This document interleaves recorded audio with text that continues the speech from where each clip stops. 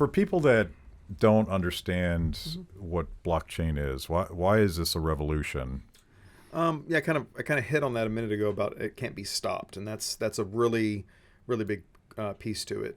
There's a lot of technological things that it allows for kind of as side effects, but really the biggest hallmark or biggest stripe that we have on it right now is that it's unstoppable, meaning government it's beyond the jurisdiction of governments. If every government conspired together and they wanted to shut down the entire internet, that's what it would take. Right now, think about that. Shut down the entire internet. You've now made a bigger mess of a situation. I mean, like nothing works anymore. Like nothing.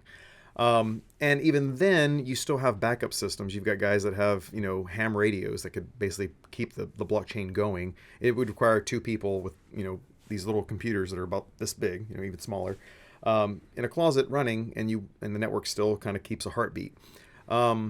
There's things like that. So the other piece is that it's we say permissionless, and permissionless means you don't need permission to use it.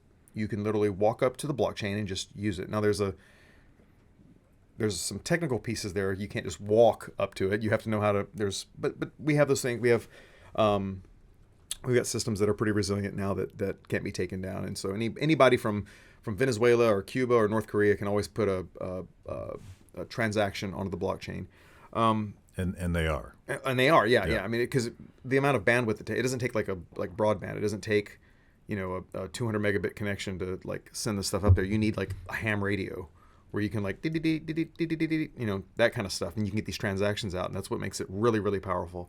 The second thing, or third thing, I guess, is the fact that it's immutable. So once a transaction goes through, you can't recall that transaction. You can't undo it. You can't pick up the phone and call someone and say, "Hey, someone's stole my I need to do a chargeback," like you can with Visa, and that's good and bad. I mean, there's some good things and bad things about that. I think fraud and those kind of things are always nice to have a safety net, and those systems are being built. However, with Bitcoin as it is now, it's permissionless, so anybody can use it, and it can't be stopped, and it can't be changed. So you can't undo these things. So the idea that like this this Canadian government, their FinTrack or whatever they call it, they pipe up and say, "Oh, we're gonna outlaw it." I was like, "Great, okay, stop them." Like you can't.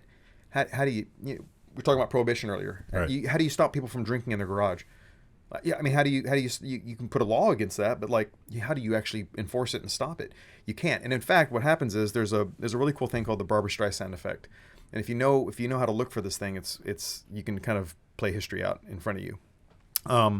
So Barbra Streisand had this huge house in like Malibu or somewhere in the West Coast, and 25 bedrooms, 8-car garage, 3 pools, all this stuff. And this paparazzi photographer in a helicopter was going by taking photos of the lifestyles of the rich and famous, and he published these things online, which was legal, because if it's outside, anything outside is public domain, and if you want privacy on your own property, you need to be the one to prevent people from seeing it.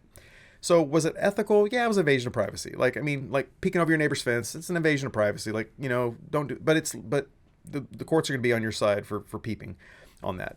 And so she ended up suing this paparazzi photographer because she wanted the photos taken down. Well, that caught the news, and then everybody went to go see the photos. She was so it blew up on her face. I've used this plenty of times in my career to get around things if you just know when to look for the pattern. And so today the